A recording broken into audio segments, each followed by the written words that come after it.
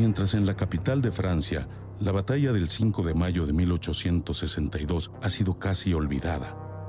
En la ciudad de Puebla, todo alude a la victoria de los mexicanos ante los invasores franceses hace 150 años. En Puebla y en todo México, los festejos del 5 de mayo recuerdan el día en que una milicia improvisada, al mando de algunos generales experimentados, venció al ejército más poderoso del mundo en los fuertes de Loreto y Guadalupe. El 5 de mayo es un parteaguas en nuestra historia.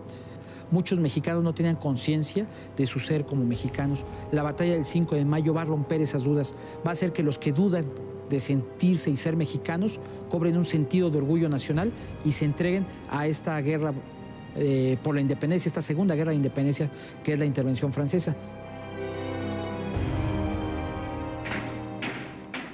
Año tras año, los festejos oficiales del 5 de mayo se extienden por todo el país. Sin embargo, a diferencia de otras fiestas cívicas, la de esta fecha no se agota en el protocolo oficial ni en los discursos solemnes.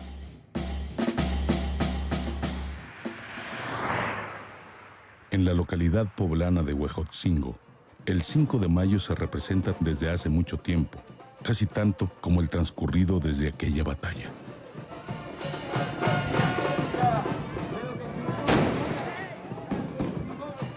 El origen de esta fiesta, símbolo del carnaval, se remonta a los testimonios de los propios combatientes. Gente que estuvo en la batalla de 1862 Huejotzingo, sobrevivió a sus embates y se le quedó en la memoria, y los bisabuelos empezaron a interpretar lo que vieron.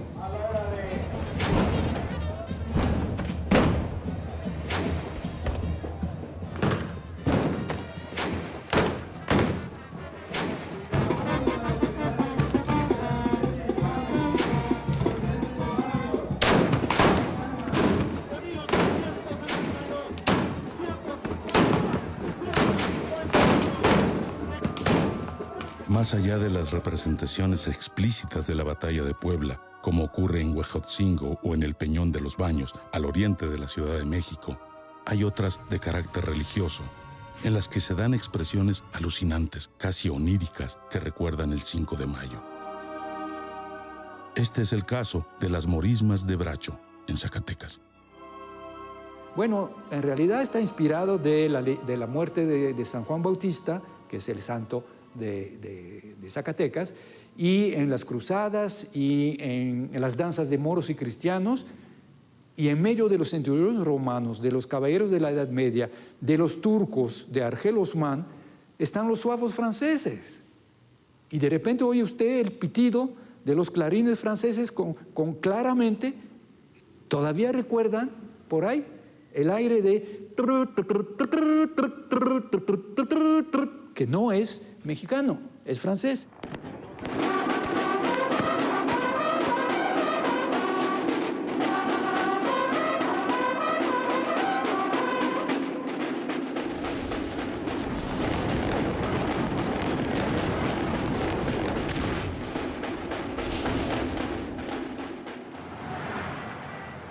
Pero el 5 de mayo no solamente se festeja en México. Para la comunidad de origen mexicano en los Estados Unidos y para muchos latinos, es la fecha más importante del calendario cívico.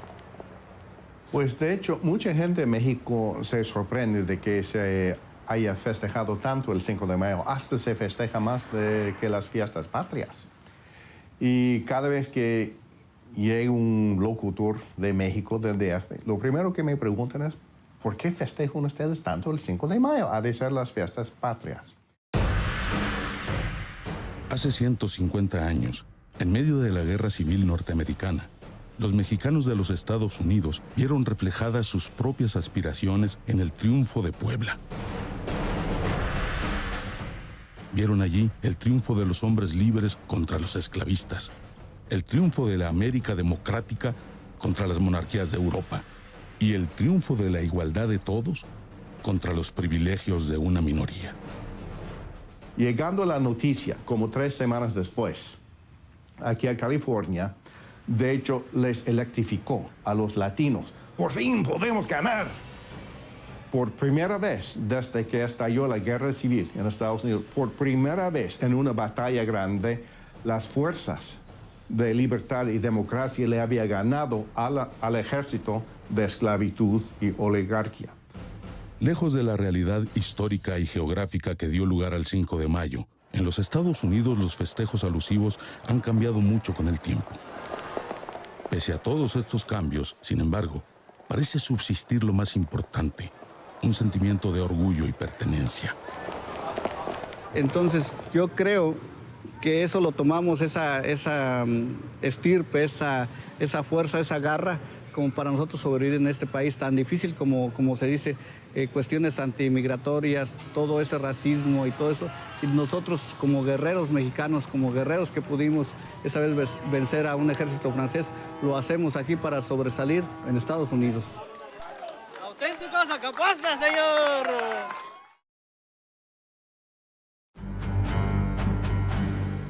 Hacia mediados de 1861, México es un país devastado por la recién concluida guerra entre liberales y conservadores. Fue una guerra civil que desangró al país no solamente en sus hombres, en su gente, sino también a nivel económico. Llevó a la quiebra al país y de alguna manera cuando el Partido Liberal triunfa en el campo de las armas y llega a ocupar la Ciudad de México en enero de ese año, se encuentra con que hay que pacificar al país, hay que reconstruirlo prácticamente todo, pero lo más grave es que no hay recursos con qué hacerlo. En julio de 1861, obligado por las circunstancias, el Congreso mexicano suspende temporalmente los pagos de la deuda externa. La respuesta de las naciones acreedoras es negativa. El 31 de octubre, España, Inglaterra y Francia firman la llamada Convención de Londres, con la intención de hacer el cobro de las aduanas justamente de Veracruz y de esta manera saldar la deuda que México tenía, ¿no? Era una especie de acción punitiva disfrazada de cobrar a través de las aduanas esta deuda sin interrumpir la marcha política del país. Fueron muy cuidadosos en la redacción de que no se interpretara como una especie de injerencia en la soberanía de México. Apenas 3 semanas después de la Convención de Londres, el gobierno de Juárez da marcha atrás a la suspensión de pagos, intentando disuadir a las potencias de su expedición a México. Aquel gesto de buena fe, sin embargo, es ignorado en Europa. Ante el arribo inminente de las flotas extranjeras, Juárez ordena desartillar el puerto de Veracruz. Asimismo, dispone el traslado de pertrechos militares hacia puntos estratégicos en el interior del país, entre ellos el fuerte de San Carlos, en Perote, y la localidad poblana de San Andrés Chalchicomula. Pero el presidente Juárez da un paso más allá. Ordena la creación del llamado Ejército de Oriente, bajo el mando de un experimentado combatiente de la Guerra de Reforma. Decide nombrar al general José López Uraga, general de división, como comandante en jefe de un ejército que se está formando. Este ejército es el Ejército de Oriente. Se va a empezar a concentrar con fuerzas mexicanas de Puebla, Tlaxcala, Veracruz, Tabasco, Oaxaca, de todo el sureste mexicano.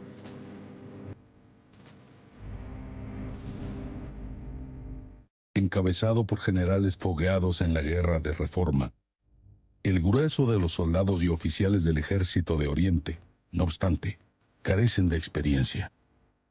Muchos de ellos son civiles reclutados en cada estado para formar las Guardias Nacionales, conocidas también como contingentes de sangre. En enero de 1862, las flotas extranjeras ocupan ya el puerto de Veracruz. Representando los intereses de la alianza tripartita, se encuentran Juan Prim, por España, Charles Wyke, por Inglaterra, y Dubois de Saligny, por Francia. Por medio del español Juan Prim, los recién llegados ratifican lo estipulado en la Convención de Londres. No pretenden la injerencia en los asuntos internos de México, y menos aún contemplan la intervención armada. Mientras tanto, el presidente Juárez mueve audazmente sus piezas. Por un lado, refrenda la voluntad del gobierno de negociar. Por el otro, el 25 de enero de 1862, expide una ley que impone la pena de muerte a todos aquellos que colaboren con los invasores. Pocos días después, el ministro de Relaciones Exteriores de México, Manuel Doblado, se reúne con los representantes de las potencias en el pueblo veracruzano de La Soledad.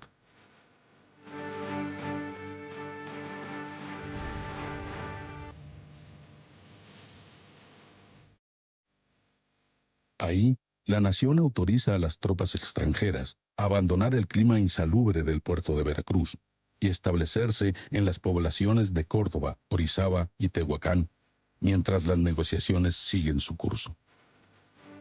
A cambio de aquella concesión, México consigue que se reconozca al gobierno del presidente Juárez. Las potencias aceptan también respetar la independencia y la soberanía de la nación y se obligan a regresar a sus posiciones en Veracruz en caso de un rompimiento diplomático. Por un momento, la habilidad del ministro Doblado y la promesa de no suspender los pagos hacen pensar que la crisis se ha resuelto. Pero no es así. Semanas más tarde, mientras España e Inglaterra abandonan pacíficamente el país, Francia rompe los acuerdos y descubre sus verdaderas intenciones. En el caso de Francia quedó clarísimo después de esos tratados que realmente lo que motivaba a Napoleón III a participar en la alianza tripartita, en Londres, en los bloqueos, en la intervención militar, era algo más que la deuda, era el proyecto del trono mexicano, ¿no? La caída de Juárez y la imposición de un príncipe europeo son los verdaderos propósitos del emperador Napoleón III y de sus fieles aliados, los monarquistas del Partido Conservador Mexicano. El 9 de abril de 1862, Francia rompe los tratados de La Soledad y se dispone a combatir con las armas al gobierno del presidente Juárez. Aquella declaración de guerra obedece a un elemento clave de la política exterior de Napoleón III, el llamado Gran Pensamiento del Reino. El gran pensamiento del reino es debilitar a Estados Unidos, que Francia ve como un rival económico, una gran potencia emergente y un rival político. Hay que recordar que unos pocos años antes le ha quitado a México todos los territorios del norte y que se habla tranquilamente y claramente en Estados Unidos que deben llegar hasta Panamá. Entonces la idea es parar los Estados Unidos y el primer dique es México. Y a partir de eso construir una serie de regímenes aliados de Francia, como por ejemplo el Imperio de Brasil, el eventual Imperio Mexicano, y formar una como unión de lo que Napoleón llama las naciones latinas.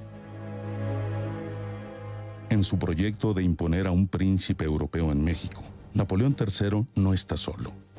Cuenta con la ayuda de algunos conservadores mexicanos que han frecuentado durante años las cortes europeas.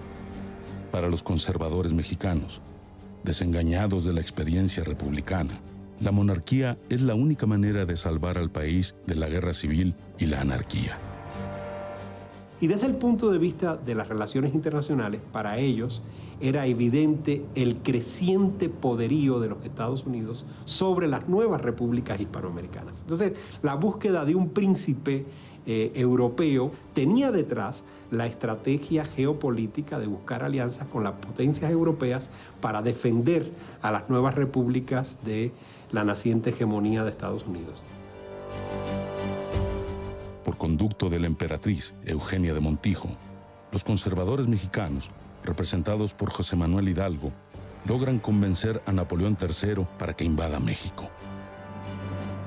Et elle est intervenue auprès de l'empereur, elle a exercé une forte pression sur l'empereur, elle a fini par le convaincre qu'il fallait intervenir au Mexique où la population, soi-disant, attendait d'être libérée de l'oppression des républicains et attendaient qu'une armée française vienne les libérer dans la grande tradition des armées de la Révolution. Naturellement, tout ça, c'était faux, mais Napoléon III s'est engagé dans cette affaire sur la base de ces fables. C'est tout à fait étonnant, mais c'est une opération de lobbying et de manipulation des esprits. En el plano internacional, la ocasión para una intervención militar en México es inmejorable. Los Estados Unidos, envueltos en una sangrienta guerra interna, están impedidos para intervenir en el conflicto. En este escenario, la decisión del Congreso mexicano de suspender el pago de la deuda abre las puertas a la intervención francesa. Les Français ont vu dans cette intervention pour se faire payer les dettes le moyen pratique de mettre le pied sur le sol mexicain et de là de donner corps à ce grand rêve, à ce grand projet que les émigrés mexicains étaient venus défendre.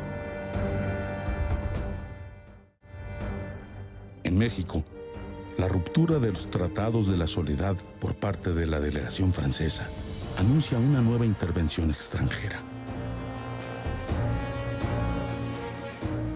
Pero las semanas previas a aquel rompimiento han estado también cargadas de acontecimientos. Anticipando la confrontación, el presidente Juárez ha tomado decisiones urgentes en el plano militar. Una de ellas es la destitución del general López Uraga como jefe del Ejército de Oriente, quien ante la superioridad de los ejércitos extranjeros ha manifestado al presidente su pesimismo. Ante las dudas de López Uraga, Juárez nombra a un joven norteño de toda su confianza, el general Ignacio Zaragoza. Su papá, que era un militar que había defendido al Texas mexicano, le heredó al hijo un patriotismo y también la actividad militar en la Guardia Nacional, ¿no? Entonces, Zaragoza es un bárbaro del norte, como presumían ellos, incluso, y es un liberal radical, por eso tiene la preferencia con Juárez. Previendo un rompimiento diplomático, el general Zaragoza decide concentrar a parte de sus fuerzas en la villa poblana de San Andrés Chalchicomula, hoy Ciudad Cerdán, punto estratégico en la ruta de Veracruz hacia Puebla y la Ciudad de México. El 6 de marzo de 1862, la Brigada de Oaxaca, una de las más aguerridas del Ejército de Oriente, llega a Chalchicomula. Mientras sus mujeres preparan fogatas y cocinan, los integrantes de la brigada se disponen a descansar en la excolecturía del Diezmo, habilitada como almacén militar y dormitorio. A las 8:10 de la noche, una chispa caída sobre más de 500 quintales de pólvora hace estallar el enorme edificio. San Andrés se convierte en un infierno. Junto con la explosión van a salir disparadas las granadas sobre las casas cercanas, ¿no? Y es una tragedia, quienes la vivieron, verdaderamente dantesca. Aquí también se narra que los cuerpos en el momento de la explosión pues llegaron hasta los cerros aledaños. Los cadáveres se encontraron parte de esos cuerpos. Algunos dicen que llegaron hasta la iglesia de Jesús, hasta la iglesia de San Juan.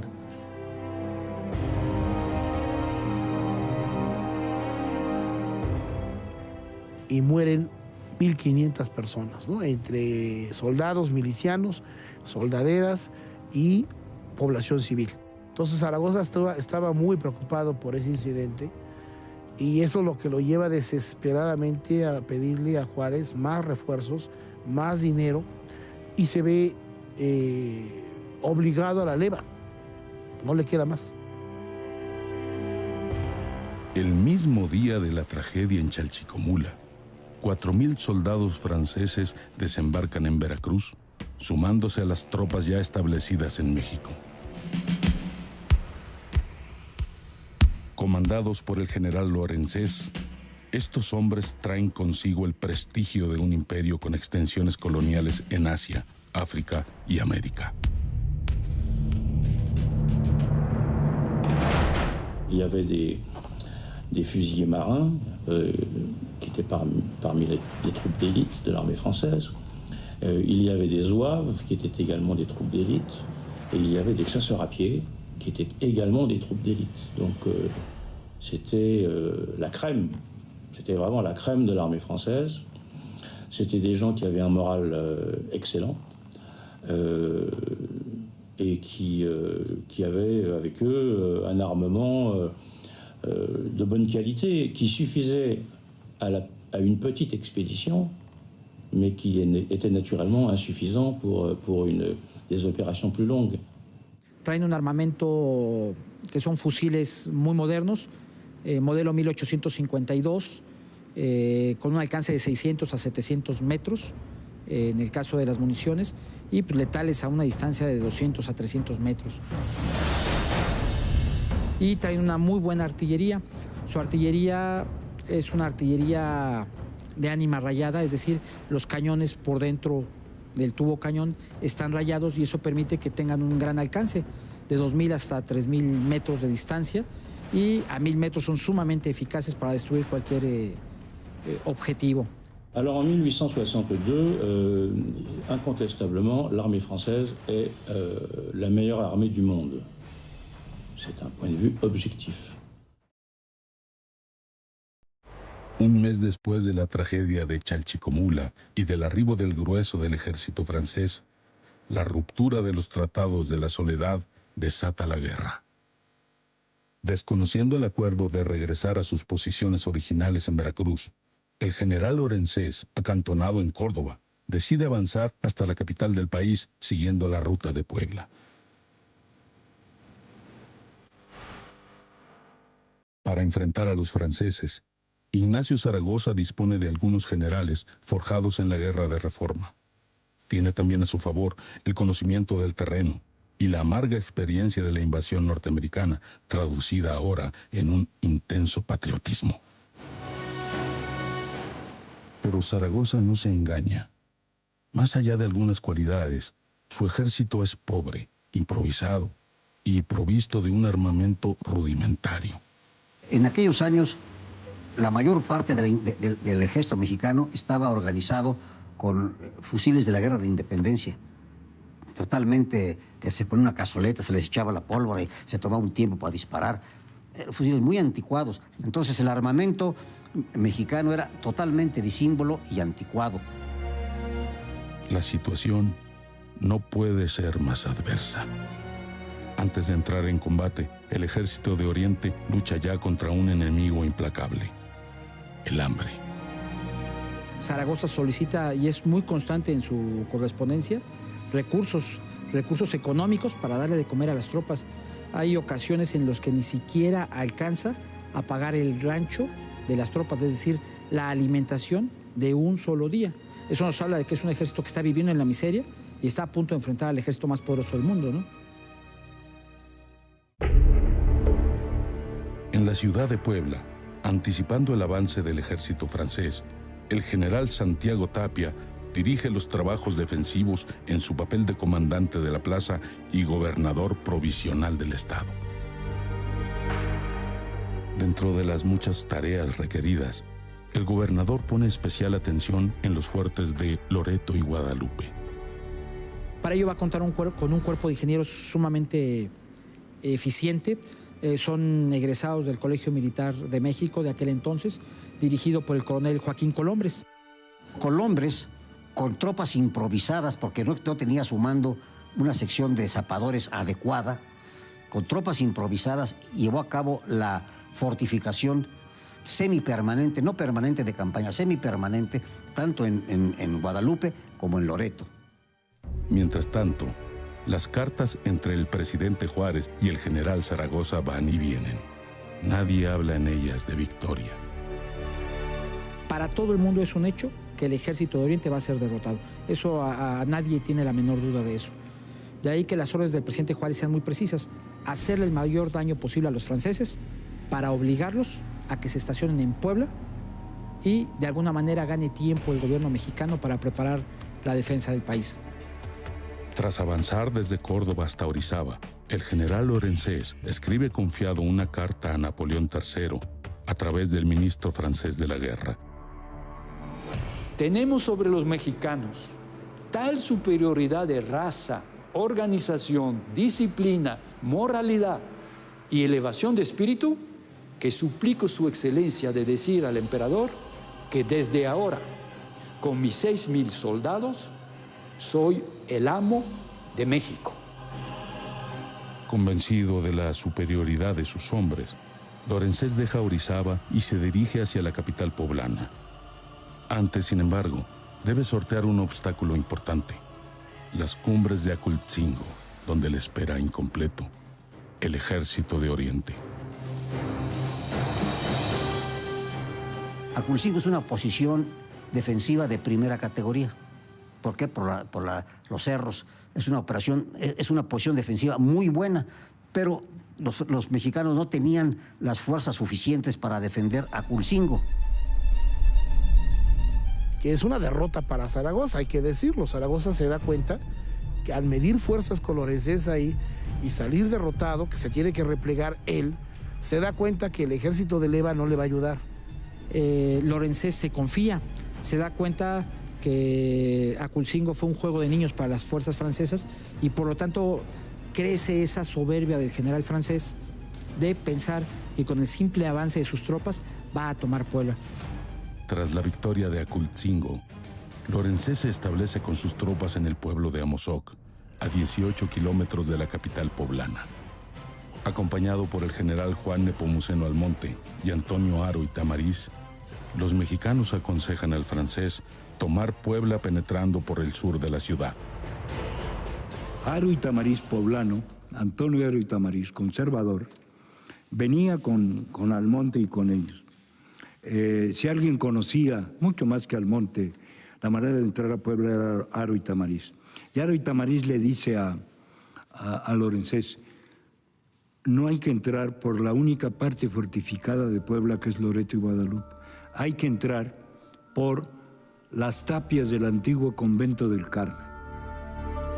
Esta zona de la ciudad de Puebla era una zona que ya se había empleado en varios ataques realizados en años previos a la plaza, y todos los ataques a la ciudad que habían resultado exitosos se habían realizado por este punto. Pero Lorenzés, que traía tropas totalmente regulares, dijo: no, aquí el que manda soy yo. Yo hubiera hecho lo mismo, cualquiera hubiera hecho lo mismo. Pues usted lo va a ponerse en manos de un improvisado si usted es profesional. Obviamente, ¿no? El empeño de Lorenzés en atacar los fuertes está motivado en parte por un cálculo optimista: la ayuda que habrá de prestarle el general Leonardo Márquez. Lorenzés pensaba que Márquez, el general conservador, que estaba levantado en armas contra Juárez desde hace tiempo, pensaba que Márquez, desde Atlisco, iba a ayudarlo a tomar a Puebla en pinza. Con la intención de frenar al general Márquez en su avance por Atlisco, Zaragoza se ve obligado a distraer una parte importante de su ya mermado ejército. Pero la sorpresa fue que el 4 de mayo las fuerzas de Márquez sí son detenidas por Tomás Ojaran y el general Carvajal, que son los mandatados por Zaragoza para detener a las fuerzas de Márquez, y entonces ya no pueden ayudar a Lorenzés a la subida a los cerros. Lorenzés se quedó esperando esa fuerza que no llegó.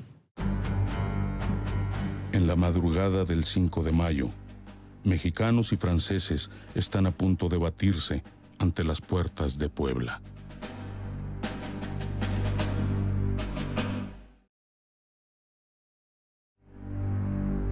El 5 de mayo de 1862, la ciudad de Puebla amanece bajo una tensa calma. En la plaza del Templo de San José, al norte de la ciudad, el general Zaragoza arenga a sus milicias por última vez. Diciéndoles: los franceses son los mejores soldados del mundo, pero los mexicanos somos los primeros hijos de la patria y vamos a defender a la patria. Eso sucede a las 4 de la mañana del día 5 de mayo. El ejército de Oriente se dispone para la batalla. La mayor parte de sus efectivos defiende la entrada al sur de la ciudad bajo el mando de los generales Antonio Álvarez, Porfirio Díaz, Felipe Berriozábal y Francisco Lamadrid. Por su parte, ocupando la línea entre los fuertes de Loreto y Guadalupe, se encuentra la brigada del general Miguel Negrete.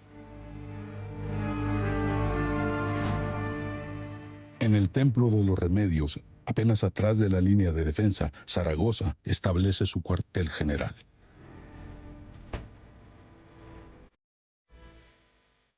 A las 10 de la mañana, desde su atalaya en el fuerte de Guadalupe, los mexicanos avistan al ejército francés en las faldas del cerro de Amalucan. Dentro de la ciudad, las campanas de la catedral advierten que la batalla está por comenzar.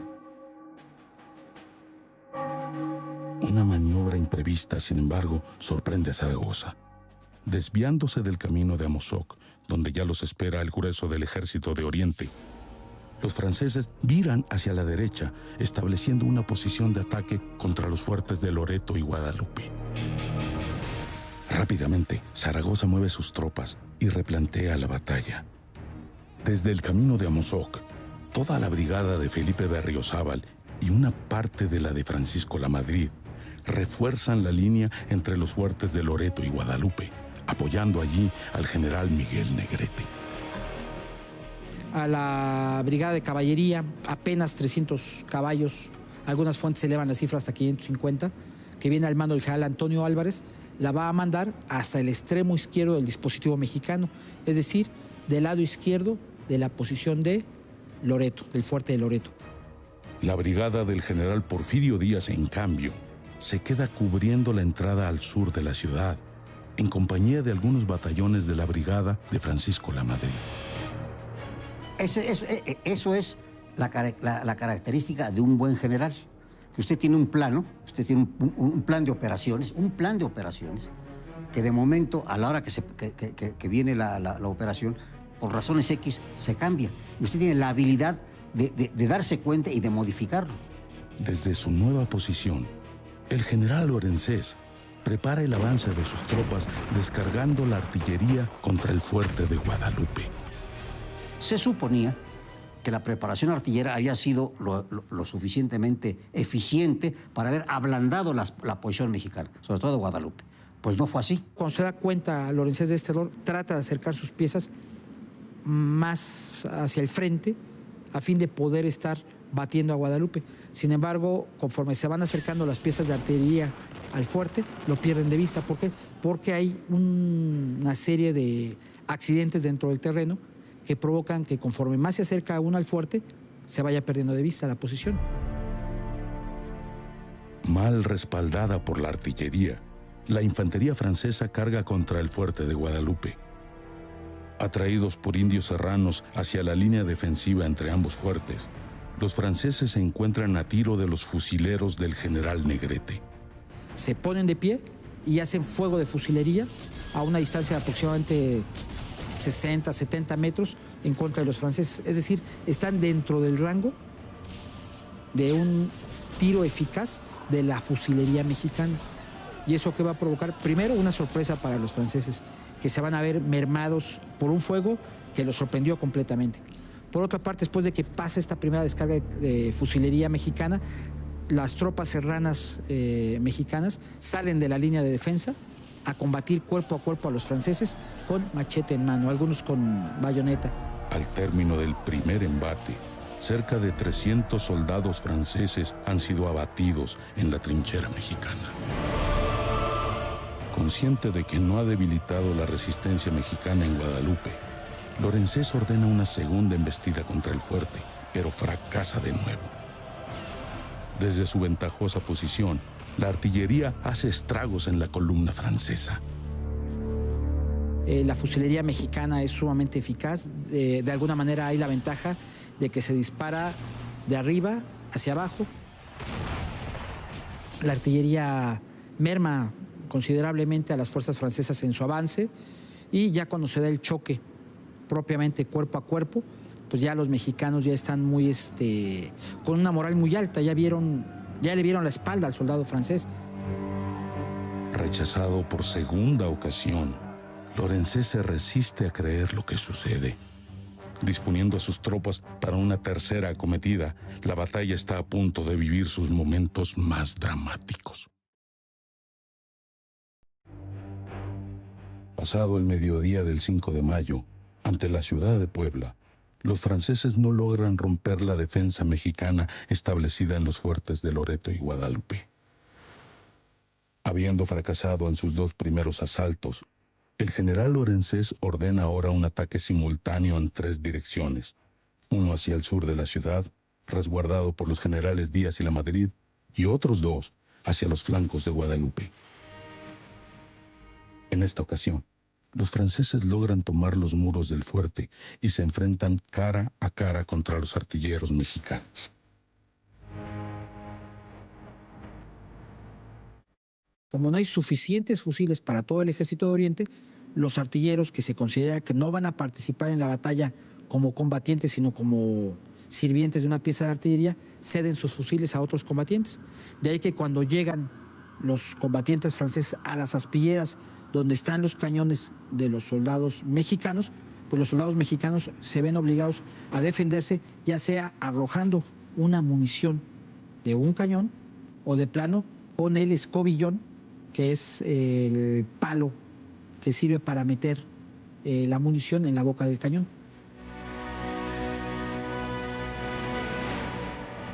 Mientras se combate en los fosos de Guadalupe, el general Díaz, cubriendo la entrada al sur de la ciudad, rechaza a la tercera columna francesa, haciéndola retroceder sobre sus pasos. Ocurre entonces lo imprevisto. El ejército de Oriente, hasta entonces a la defensiva, pasa ahora al ataque. Advirtiendo que las columnas francesas destinadas a Guadalupe atacan sin guardaflancos, la defensa mexicana entre ambos fuertes se abre sobre el flanco derecho francés y arremete contra el enemigo a 2 fuegos. Eso sorprende a los franceses, que empiezan a recibir fuego no solamente de frente, sino de su flanco derecho. Y ese ataque de flanco de las fuerzas mexicanas rompe su psicología y están completamente derrotados moralmente. Repelidos los invasores en el sur de la ciudad y atacados a doble fuego en Guadalupe, la retirada francesa debe enfrentar todavía una nueva sorpresa. La caballería del general Antonio Álvarez, oculta hasta ese momento en el flanco izquierdo de Loreto, sale de sus posiciones y abate definitivamente al enemigo.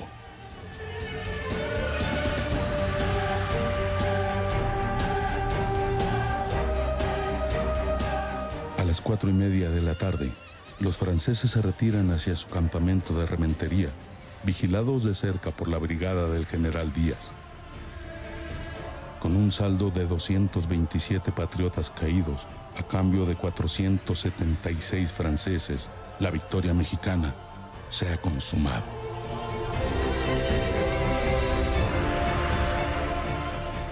El 9 de mayo, 4 días después de la batalla, desde su cuartel general en el Templo de los Remedios, el general Zaragoza advierte que el enemigo no atacará de nuevo.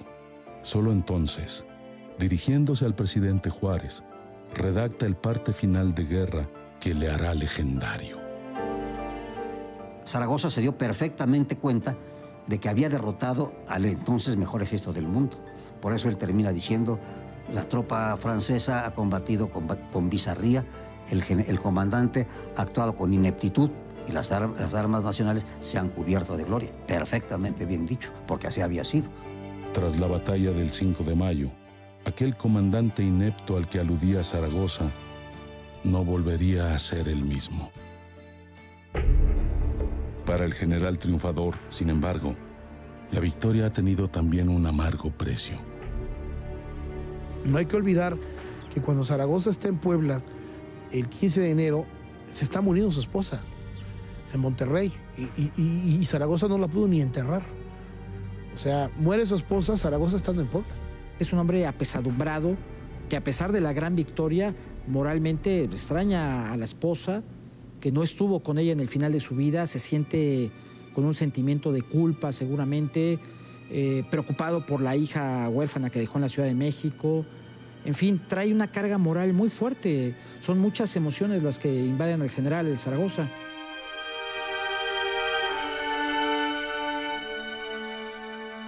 Muerto en septiembre de 1862, Zaragoza sobrevive apenas 4 meses a la batalla de Puebla. Derrotado en su vida personal, deja a México la única victoria que quizá le importaba. Hay que pensar que a sus 33 años, Juárez depositó en él la esperanza de México, la esperanza de la patria en él, ¿no? Si nosotros vemos la batalla del 5 de mayo de una manera aislada, no la entendemos en todo su contexto. Hay que recordar que es la primera gran victoria militar en la guerra de intervención francesa. Fueron 6 años de guerra donde hay más de 1020 acciones o hechos de armas perfectamente documentados que costaron la vida a más de 75,000 republicanos, a más de 50,000 francoimperialistas y conservadores, y que de alguna manera está considerada por muchos historiadores como la Segunda Guerra de Independencia de México. Y el 5 de mayo tiene ese mérito. Es el primer vértice de unión de los mexicanos, que yo creo que sigue significando que tenemos que estar unidos hoy, después de 150 años, porque es la única manera de que podamos salir de nuestros problemas. Esa es la lección permanente que yo creo que sigue teniendo el 5 de mayo.